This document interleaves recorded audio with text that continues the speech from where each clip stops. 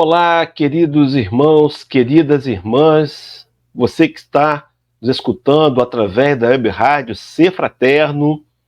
Meu nome é Hélio Tinoco, eu estou aqui para desejar a você, em nome desse canal, em nome dessa web rádio, um Natal de muita paz, um Natal de muita luz. Mas será que a gente efetivamente compreende o sentido do Natal? A gente vai gastar aqui alguns poucos minutos dessa mensagem natalina para convidá-los a mais uma vez refletirmos sobre o significado profundo do Natal e ajustá-lo à doutrina dos Espíritos. A gente também saúda os que estão agora nos assistindo pelo canal do YouTube, aqueles que estão só nos ouvindo pela web rádio e aqueles que estão nos escutando. Se você quiser depois que está ouvindo também acompanhar no YouTube, basta acessar o canal Web Rádio Ser Fraterno. Mas, meus irmãos, ao longo dos anos, ao longo das vidas, a gente vem construindo verdades, construindo conceitos. Conceitos esses que eles são frutos de informações que ao longo das vidas vamos recebendo. E a gente vai montando, então, dentro da gente mesmo, um banco de informações onde muitas questões que nós entendemos como verdades não são verdadeiras. Dentre elas, por exemplo, o conceito do Natal. A gente sabe, a gente entende que o Natal é aquele momento em que nós deveríamos agradecer a Deus por ter enviado Jesus. Jesus, Espírito de maior envergadura moral que a Terra conheceu, o Cristo da Terra, Espírito que nos é apresentado na questão 625 do Livro dos Espíritos como sendo modelo e guia, nos convidando a adotá-lo pessoalmente como nosso exemplo. Mas então o Natal seria a comemoração do nascimento do Cristo, a vinda de Jesus ao planeta. O profeta Isaías, um dos que mais anunciou a vinda do Cristo, e eu me permiti pegar daqui a minha Bíblia e vou lançar mão do livro de Isaías, capítulo de número 9, o versículo 6, que assim registra: porque um menino nos nasceu, um filho se nos deu, o governo está sobre os seus ombros, o seu nome será maravilhoso, conselheiro, Deus forte, Pai da eternidade e príncipe da paz. Era o nascimento mais aguardado na história da humanidade.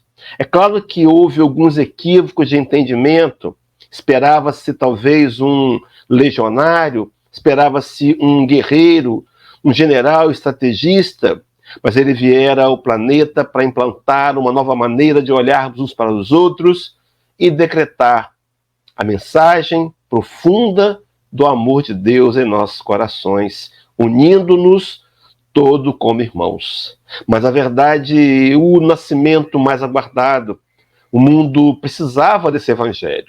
E o Cristo desce dos altiplanos, vem ao planeta Terra, a terra que Deus lhe deu, para que ele pudesse recolher algumas ovelhas e elevá-las moralmente, dentre elas cada um de nós.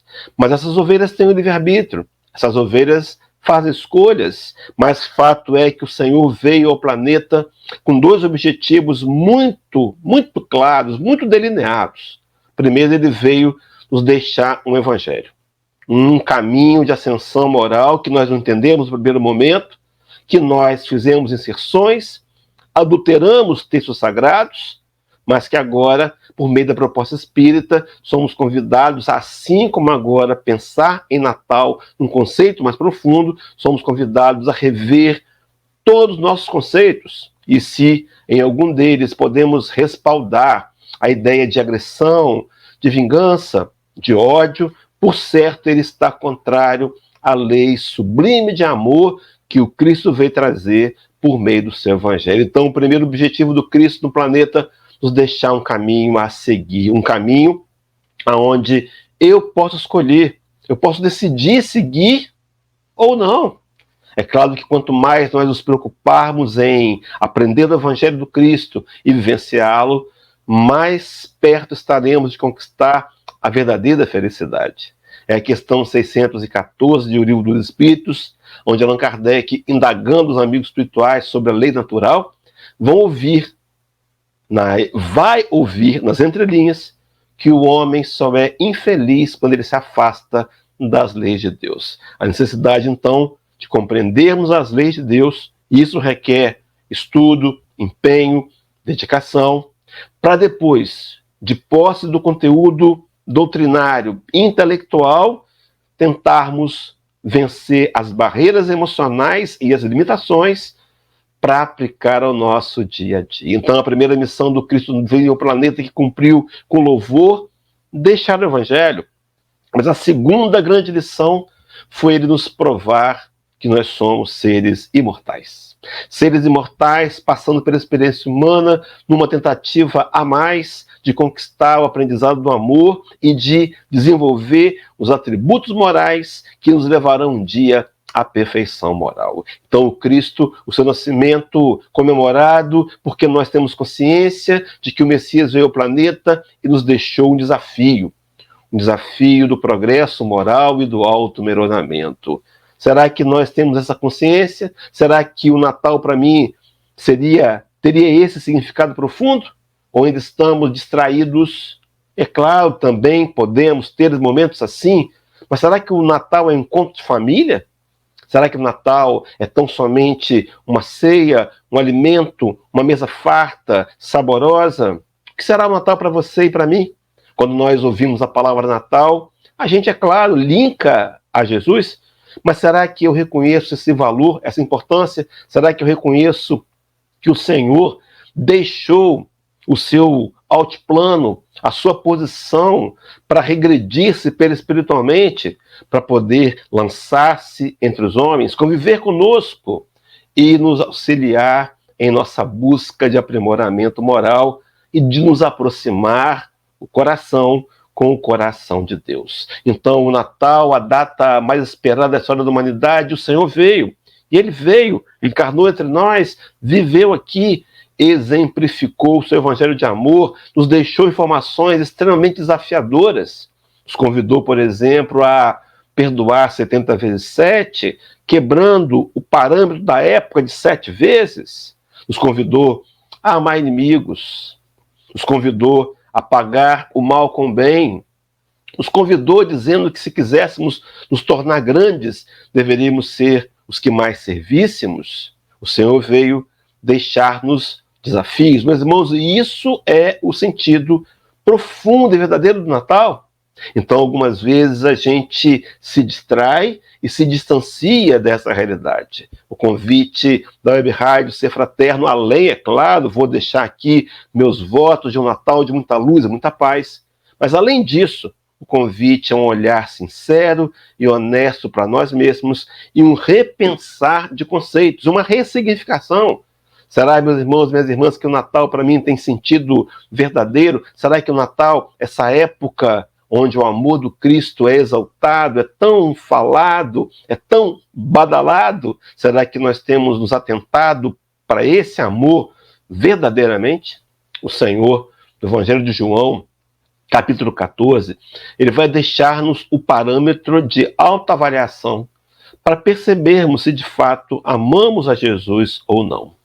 E o parâmetro, me foge agora o versículo, ele vai nos ter dito que aquele que me ama guarda os meus mandamentos. Será, meus irmãos e minhas irmãs, que agora o nosso coração se abre para que o Cristo possa renascer em nossas vidas? Será que o nosso coração está disposto a atender às orientações e os ditames do Evangelho do Cristo? Será que o nosso coração está disposto a parar de questionar, de ser rebelde, de se revoltar para compreender a soberana vontade de Deus, que dá a seus filhos aquilo que eles precisam, como espíritos imortais que são, para que eles possam angariar recursos, desenvolver qualidades no caminho de encontrarem a paz e a felicidade. Desejar para você um Natal de paz será algo fácil de fazer, mas dizer para você que você é o próprio autor da sua paz, talvez seja uma atitude corajosa numa época tão importante, numa época tão marcante, mas essa é a verdade. O Espiritismo é uma doutrina que ela nos coloca frente a frente com a gente mesmo e nos faz responsáveis pelas escolhas que fazemos. Chico Xavier não poderia deixar de citar aqui o venerando. Tem uma das suas frases, uma das mais conhecidas, onde ele vai dizer que ninguém pode voltar atrás e fazer um novo começo, mas que qualquer um pode recomeçar agora e fazer um novo fim. O Natal é tempo de recomeço, o Natal é tempo de repensarmos valores, o Natal é tempo de agradecermos a Deus a vinda do Messias ao planeta, do Cristo, para cumprir com as suas orientações, para trazer a orientação de Deus, para que eu e você pudéssemos ter uma opção nova, diferente, aonde a escolha do bem e do amor fossem prioridades. Natal, nascimento de Jesus. Aquela noite memorável da história da humanidade, quando o menino Jesus nasce ali numa manjedoura, trazendo e dando exemplo de humildade, ele ouve o cântico dos anjos celestiais. Um cortejo de anjos, que por certo acompanharia também em outros momentos, quem sabe, talvez não os mesmos, mas alguns deles, acalmando aquela tempestade por ordem do Messias da terra, mas enfim, aqueles anjos cantam dizendo glória a Deus nas alturas, paz na terra, boa vontade para com os homens. Aquele que Isaías declarara ser o príncipe da paz veio trazer um caminho de paz para que você e eu pudéssemos escolher o caminho da paz, trilhá-lo e conquistá-la em nossos corações.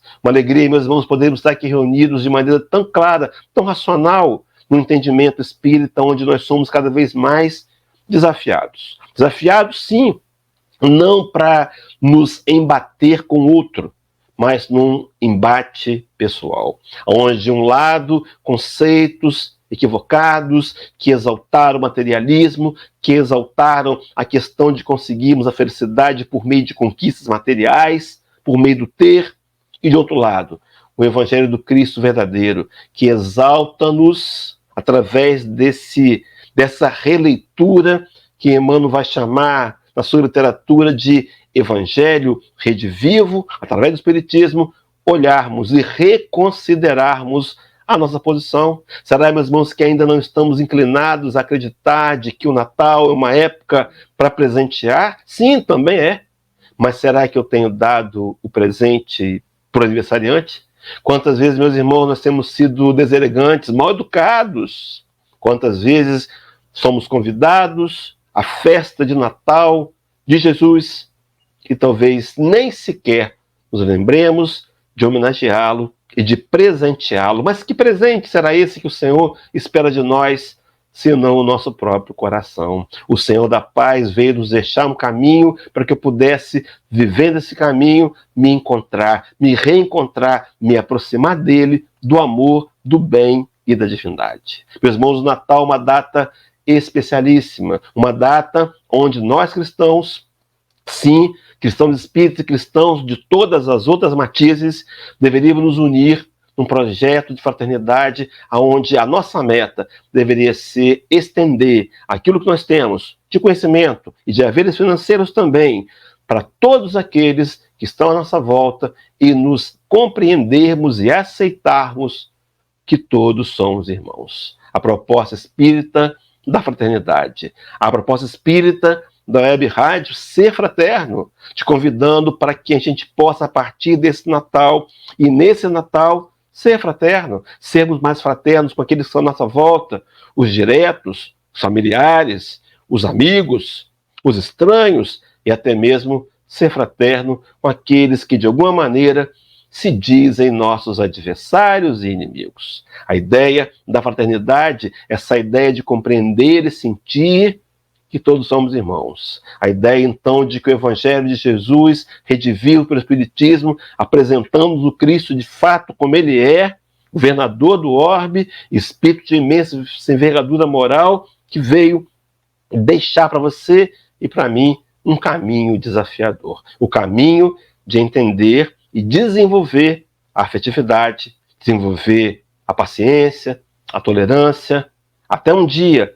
alcançarmos o amor incondicional, sim, que vai passar pelo amor fraternal, pela misericórdia, pela compaixão, pela indulgência, virtudes morais que podem ser desenvolvidas quando nós escolhemos entender o significado verdadeiro do Natal. Natal, podemos sim encontrar a família, devemos. Podemos trocar presentes sem exagerar aí nas finanças. Podemos fazer uma ceia, podemos nos reunir, mas sem esquecer de exaltar a verdadeira importância do Natal. Quem sabe a gente não toma a coragem de, nessa ceia que participaremos daqui a alguns dias, a gente não leve uma mensagem no bolso. Sim, uma mensagem evangélica, espírita. Eu quero sugerir para você, do livro Fonte Viva, edição 180, com o título Natal. Leia, leve a mensagem antes da meia-noite. Convide a todos, peça a palavra. Talvez alguns te olhem de forma estranha, mas diga: eu trouxe uma mensagem, eu gostaria muito de lê-la. Faça a leitura pausada, treine primeiro em casa. E depois convide a todos presentes ali para rezarem juntos a oração que o Senhor nos ensinou. A oração do Pai Nosso. E façamos menção ao aniversariante, reconhecendo, embora todos não vejam assim, em nosso coração a importância da sua vinda e da sua vida entre nós, exemplificando amor, perdão, tolerância, compreensão, indulgência e entre tantas outras virtudes que o Senhor nos permitiu exemplificar para nos inspirar no processo de conquista.